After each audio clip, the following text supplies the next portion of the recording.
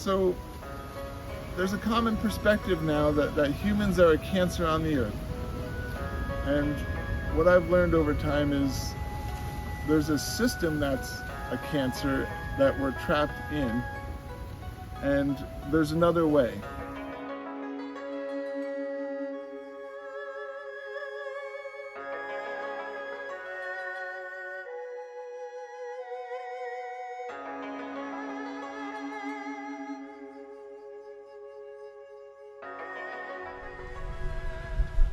This is David from the Earth Medicine Institute. I am here on the north shore, the Hamakua coast of the big island of Hawaii, and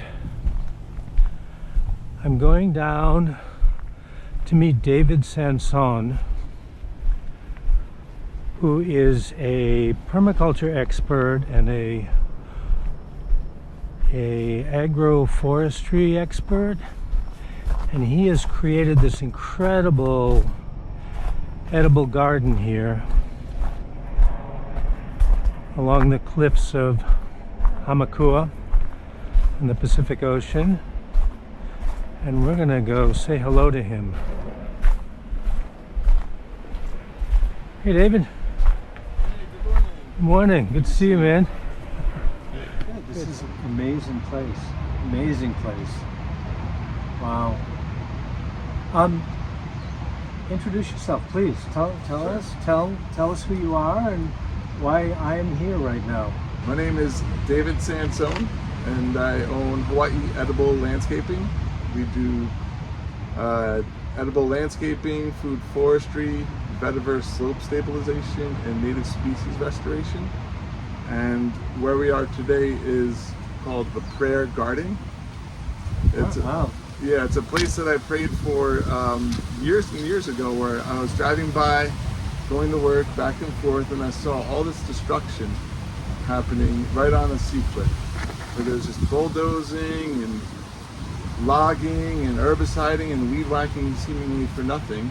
And then a year later, I got an email from people who saw my website, and they said they want to plant a food forest, do native plantings, and slope stabilization. And it was just a synchronicity that it happened to be the place where you had prayed? Yeah, I literally Really? prayed for it. It was one of those cases where I never thought of it this way, but sometimes we are the answer to our own prayers. Often. I really prayed it would get what it needed to heal, and Wow. we were called in, and so yeah, it was a great opportunity. And so what's amazing though is this place used to be a rock quarry, rubbish dump, and railroad grade. And now it's an edible botanical garden with close to 200 species, certified wildlife habitat. Fantastic. Yeah. Wow. How long have you been working on this? We began around 2019. So about 6 years? About six, About 7 6 years, years. including the design process. Yeah. And then incremental installation. It didn't happen all at once. We do phased installations, like starting in one section and doing a great job, Uh-huh. get that established, and then go to the next section. Okay. Wow, so how long have you been doing this? Well, I grew up in the forest, where we actually have the highest population density of black bears in the lower 48 states. Really? Where's that? A little place called New Jersey. Yeah. Yeah. Few people realize that the northwest corner of New Jersey is very wild. Is that the Pine Barrens? No, that's the southern part. Oh, okay. And that's also very wild. But the northern part, it's rolling, rocky hillsides that are forested with valleys and lakes. And so the spot that I'm from is called Forest Lakes. And I grew up walking through the forest, where I could walk for several miles without crossing the road. Wow. Just going right out the back door or crossing the road. Then I could go into a whole other complex of mountains. We had a very similar childhood. That was the same way. I was in the woods a lot. Oh yeah? So we have overlapping memes, I think. Yeah, where was that? I think it was in Massachusetts. Massachusetts. Yeah. So eastern woodland, hardwoods. Yeah. beautiful place. Yeah. What keeps you up at night with excitement? Well, let's see, what keeps me up at night with excitement? Lately it's been, well, just recently, we just did a workshop. It was just an ecological orchard workshop. So teaching people how to plant out a plant community to support their orchard trees. So it's like a food forest with an orchard. Yeah, it's a very small application of food forestry to help revitalize. There's a lot of orchards in the area, and many of them struggle from compaction from all the mowing that's done. Oh, really? Oh yeah. This used to be a rainforest, and now, like, traditionally orchards had animals keeping the grasses down, like sheep. Huh. And here, those are the most productive orchards I see with the least amount of inputs. Versus when we bring in the mower to do the work, we are causing severe compaction, which then creates anaerobic soils. You'll see the branches are dying, pests are coming in. It's just tons and tons of work for decreasing output. So, is it the weight of the mowers that causes the anaerobic? That's a big part of it, ecosystem? but also the mowing, the grass, when we mow it, the carbon, much of it goes up into the atmosphere. It burns off very quickly compared to, say, a log that will sit on the ground. Oh, I see. And turn into soil. Huh. So a lot of the carbon from the soil is we're mowing off the carbon, and then especially when it rains heavily, if we go out and mow, we really compact the soil. And then that leads to drought. That's where these grounds are so dry during the dry times because the soil can't hold the water. Huh. And then in the big picture of things, like what am I excited about is what I've seen working with ecological agriculture and forestry is overcoming this place, rock quarry, rubbish dump, and railroad grade, turning a wasteland into a wonderland where I'm seeing the soil very quickly transform from very compacted to deep, dark, airy soil that looks like worm castings within a matter of months. Months? Wow. Months. Like the quickest I saw was a dirt road on the farm at the Kohala Center's demonstration farm that I used to manage. We planted the edge of a field that was a dirt road, didn't need to be there, very compacted.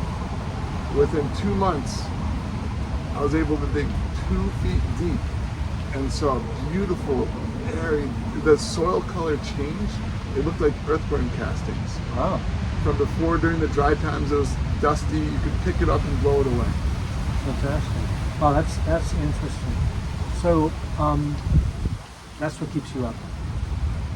Recreating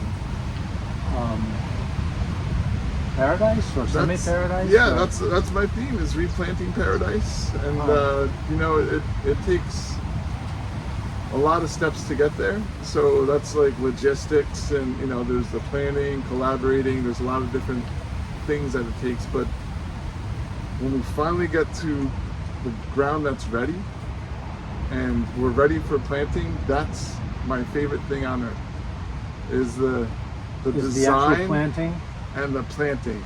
Got it. It's amazing how we do so much work to get the ground ready, and then we plant out a food forest of one sort of another, and it's a plant community of very often trees, palms, shrubs, ground covers, herbs, native plants, and fast-growing cover crops. And then we add mulch, beneficial microbes, biochar. And then after it's all planted, which the planting, it's many waves of planting in one spot, where we plant the trees first, then the shrubs, then the palms, and after it's all done, we're on to the new spot where we have to clear it and plant it. Got it. It's a lot of hard work to get there, but once it's planted, we just take care of it once a month, and then we get to something like this that It's just self-perpetuating now. Yeah, well, self-maintaining. Sort of. The work changes from pulling weeds and weed whacking and mowing to tending the garden, and then also renewing the garden by cutting vegetation down to make soil. Got it. Yeah. So thinking about the big picture of what I've been learning, doing ecological agriculture and forestry since around 1999, and doing research and development and education in many climates and conditions. The big picture I've learned is number one is what you need is there. It's a concept that I learned where Western agriculture takes from all over the world to heavily invest in one section, and then the process destroys somewhere else, and then also destroys where they're farming to extract money, basically. And then the byproduct is actually the food, right? That's not why, the modern way it's all done, it's all for the money, and then food is like how people are getting the money. So what I've learned is what you need is there is a mindset where instead of looking out to get what we need is in front of us. So it's almost like biomimicry from an abstract sense. Oh yeah, biomimic, and that's one of the biggest things is learning from nature. Right. There's a blueprint that nature shows in a native ecosystem that hasn't been invaded by invasive plants or disrupted by repeated, clear cutting and mowing or herbiciding. But in a native ecosystem, there's the natural laws. There's ecosystem processes, ecosystem services, and benefits. And that's what powers these gardens, so that instead of me being dependent on outside inputs, I utilize ecological processes like probably the most important one is ecological succession. So the process of going from a clearing where if someone clears the land, if a fire comes in and then nobody does anything, it will naturally turn into a forest without anyone fertilizing it, irrigating it, right? It just does it on its own. So it's working with nature's processes instead of trying to fight nature to get something out of it. Right. But this is not a native ecosystem. So how do you navigate that? Because you're creating a self-perpetuating ecosystem with minimal maintenance? Yeah, I haven't done any work. April was the last time I did work here, and here we are almost in March. Okay. So it's almost a year. Yeah. I just did about 4 hours recently, and then an hour this morning. Got it. So this is very, very low maintenance. Now you're taking and you're creating a self-perpetuating fruit forest ecosystem in a place which is different than the native ecosystems. Tell me about that. How's that work? Yeah, so traditionally, like before humans arrived, this was a native ecosystem, and then there was waves of people who came, and this area was traditionally a windbreak. There was a windbreak around the islands, so it was a managed area, part of Walpanaka, so the realm of humans, maintained for various purposes. As we saw the changes with Western colonization, they created these problems, and so now what I try to do is, number one is provide food, shelter for humans, protection, habitat for native species, and also beauty, flowers and aroma. And one of the key parts is working with companion plants. So they're support species that will help the food plants that we grow, as well as the native plants that are growing here as well. So you're using the principles of native ecosystems and applying it to essentially agriculture. Correct. Yeah, exactly. And one of the other key aspects is the keystone species. A keystone species is a species that has benefits for a wide range of species, where those other species depend on that species for life. And so one example would be a koa tree or ohia tree. Right. There's all these other species that depend on it. So I work with plants that have a wide range of benefits for other plants. Got it. So what I'm hearing you say is that you're taking the principles that you would observe in a native ecosystem, and seeing as we're probably not going to get rid of all the humans on this island anytime soon, well, hopefully not, you're going to, you're applying those principles. It's almost like a compromise between sort of earth-destroying corporate agriculture and the native ecosystem. It's something in the middle. Yeah, which, it's very much influenced and inspired by traditional indigenous practices, but also informed by contemporary ecological agriculture. So some of it's science-based or just what was developed. And the beauty of it is science is realizing that when we work with polyculture, so plant communities, multiple plants growing together, we can grow considerably more food while actually leaving the ground more with higher fertility, with less work, so we can actually feed a larger population with less work and less inputs. Interesting. Yeah. And I can actually I can give a couple examples of different extremes where right now there's the uncontacted tribes in the Amazon basin, where there's tribes who are living in the forest who will do slash and burn agriculture. They'll clear the forest, plant out their crops, and then after a certain amount of years, they do this again and move on. And they have a low population. And then there's another spot, Kerala, India, which up until recently had a traditional system that had one of the highest population densities on Earth, while also having a sustainable food system and land care system that provided habitat for elephants and tigers. People had a very high quality of life despite living on $400 a day. So what did that culture know that we're overlooking? Well, it's time-tested systems, so developed over generations, and it is a tropical area, so the learning curve is about 3 times faster in terms of what you do with the land and the outcomes, right? Because things grow quickly? Yeah, we in tropical areas you actually have 4 growing seasons, and here in Hawaii it's kind of like 3 growing seasons. So the learning curve is much faster compared to in a northern climate. You plant something out, and then it just takes a lot longer to learn what the outcomes are going to be. Aside from erosion. Erosion can happen very quickly. Right. Yeah, but here we're doing the opposite. Instead of causing erosion, we're trapping erosion. So I'm actually building soil where there's a spot up above here. We've built about 6 inches of soil since we started. And this was on fill, like rock fill.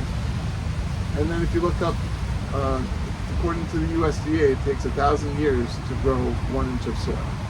Wow. With a native ecosystem. Wow. Yeah. So I think we got to redo the math. Yeah. Fantastic. Yeah. What do you say we look at some plants here, and Sure. then can we go and do an herb walk? Perfect. I would love that. Okay. Cool. I was very happy to have success growing this here. This Really? is Iliahi. Yeah. What did you sandalwood? What did you companion it with?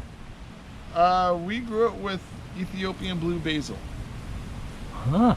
Yeah, so it's Interesting. an interesting one because it's what do they say? It's it needs another plant to grow. It's got a very interesting term. It's not a saprophyte, but it's similar. Yeah. It requires another plant. Yeah, it actually does really well around ironwoods, believe it or not. Really? Yeah. Wow. For some reason, not under, but right next to. Yeah. So years ago, I learned that Mark Hansen, he's like the Iliahi guy. He learned that it grew well with Ethiopian kale. Oh, when it was really? young. And then I just happened to plant it with the Ethiopian blue basil, which is a perennial that runs, and it thrived right here, close to sea level. And I was told when we planted probably like 200 feet higher in elevation, it wouldn't grow there.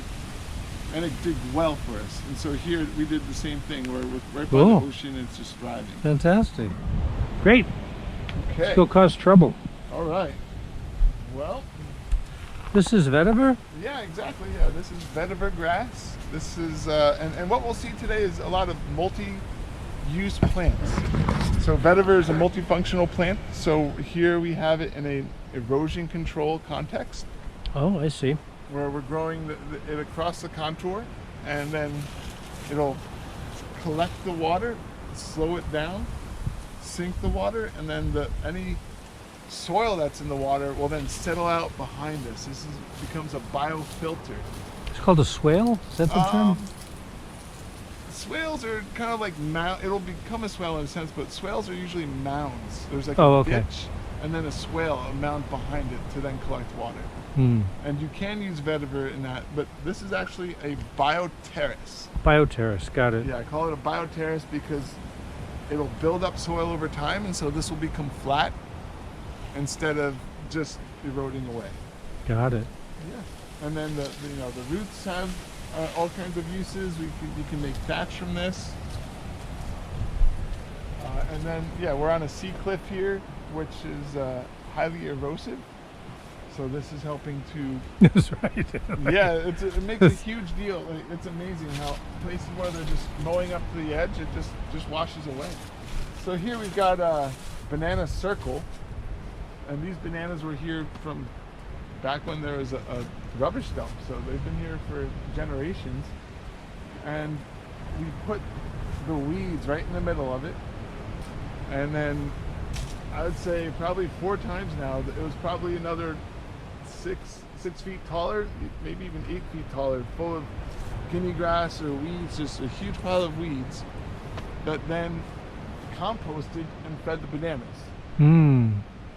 So it was a way to turn a problem into a resource and a solution. So yeah, the Gotu Kola, the Hawaiian name is Pohe Kula, and medicinal ground cover, one of our lower ground covers. And here it is growing with the perennial peanut. So that's a fertilizer plant. It's a legume that will slowly release nitrogen. As it loses leaves, it releases nitrogen, so it's feeding the Pohe Kula. But also this raised bed, is a hugelkultur, where it was a big ditch, a pit that we dug, and put all the rotting wood we could find when we cleared the land, filled it with rotting wood, rotting banana trunks and vegetation, and then put soil on top. So it was about this much taller before. It sank down, and that serves as a sponge. It holds water and carbon. So we planted a number of crops in here that are very drought resistant. So I think that the water and the fertility from the other ground cover are what's making this Gotu Kola so large.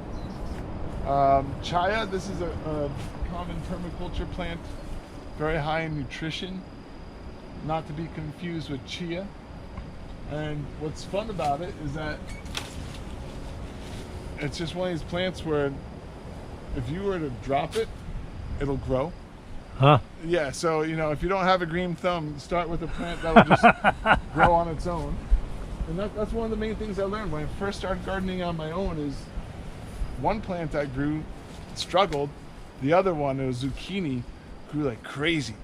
And so I kind of felt like a good gardener, and little did I know is like anybody could grow zucchini in northern Vermont. It was easy to grow there. Ah.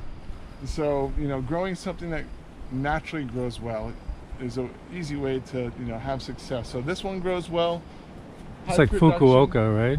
Yeah. Yeah, exactly. Very influenced by Fukuoka, but instead of his no work philosophy, I have a little one where conspire with nature, which is kind of the same thing, but I think about what can I do to support nature so that nature will support me. Yeah. Yeah. Less work philosophy. Yeah, right. Yeah, the less work.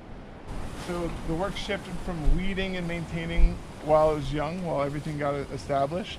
We would replant things if they died. And then now we're shifting to needing to come through and cut down invasive trees like the African tulip. Yeah. Yeah, you can see there's quite a few that came in, and try to get them before they go to seed. Right, right. And here's a little trick for anyone who's a gardener. This is a tough one to kill naturally. So what you can do is cut these to a stump, drill holes in them, and then use pool salt. Put pool salt into the stump, cover it with plastic, and it'll kind of dehydrate You're the talking stump. about pool shock to sterilize swimming pools? Yeah, exactly. Got Yeah, it's it. just called pool salt. It's the cheapest form of salt that I've been able to find. Oh, okay. Yeah, like if you're spending money on table salt, it'll cost a fortune. So pool salt is Interesting. like $10 a bag. You do that, cover it with plastic, and then maybe come back if there's any shoots that pop up. But it's Will that work with very any difficult. plant, do you know? So far, so good. Yeah, Yeah. I've heard it works on VIV, which is very difficult, and this is one of the worst ones for us. Oh, yeah. The most difficult to kill. So this and VIV are the two worst generally, and it works on both of those. Got it. And then you're talking about native plants. So this is an example where alpaca naturally grows here. It grows on sea cliffs. Right. So we were just looking at the traditional plant communities and associates, and then working with those as well. Got it. The tea leaf was introduced, but it's often grown. This was growing here, so it's grown on hillsides. It does a great job for erosion control. So here's an interesting one. This is Colocasia gigantea, and the common name here is Iliuawa. Some people call it Lehua, which it's not a Hawaiian. That's not an alocasia? No, this is Colocasia That's gigantea. Kalo, huh? Well, the thing is, the kalo is Colocasia esculenta. So the okay. Hawaiian kalos are Colocasia esculenta. This one is gigantea. It was recently reclassified. I actually submitted a 26-something pound corm that myself and some friends grew to Guinness World Records. Really? Yeah, this was years and years ago. But they refused to accept it because some of the guys are Hawaiian nationals, and I wasn't going to list them as Americans. Oh, right. Yeah. So this one, it's interesting because it does look a lot more like the alocasia now, and also the xylo. There's another one, xylo something like. Yeah. But it's very thick and leathery here. It's a little different than usual. Huh. But I love it. It's got this great, long-lasting corm that makes good table taro. You can make taro burgers, and the corm can sit on the ground for 3 years. Really? So it's extremely resilient. So Right. for food security, this just one plant can make up to 50 pounds of corms. Plus, it makes excellent lau. When some of the leaves are huge, the young leaves can be gigantic. So you can make a huge lau. So the goal is to replace unproductive work with productive work, where like weeding doesn't produce food, it keeps your I system see. from collapsing. Got it. Fertilizing doesn't produce food, it keeps your system from collapsing. Right. So what this is doing is when I come in and I clear the pathways, I'm harvesting food, I'm making chop and drop mulch, and also making cuttings. So I'll send you home with a few cuttings of this today. Fantastic. So it Cool. creates more than just like a single purpose. Do you know where this is native to? It's grown in the Andes, I believe, Oh, interesting. which is amazing. Hawaii is so interesting. There's all kinds of plants that you wouldn't think would grow here. We're not a cancer on Earth, It's more like there's a model that's a cancer on the Earth, and many of us are trapped in it. But we can step out and become caretakers of nature. Got And it. nature can thrive, and then we also thrive. Hold up.